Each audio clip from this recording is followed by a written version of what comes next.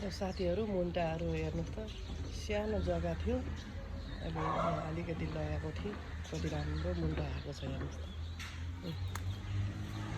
कस्तो राम्रो छ यहाँ मुन्टाहरू आज हावा बतास लागेर सबै मुन्टा लड्काइदिएछ म अहिले आज मुन्टा खानु पऱ्यो भनेर टिप्न आएको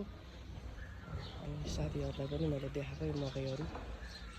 यति धेरै छैन चाहिँ अलिकति छ तर मकै राम्रो छ मकैहरू मुन्टाहरू आउँदैछ एउटा बोट फर्सी लगाएको थिएँ हिजो 2-3टा टिपी आज फल्दैछ मसिनो मसिनो कोपिला छ राम्रो भइरहेको छ मुन्टाहरू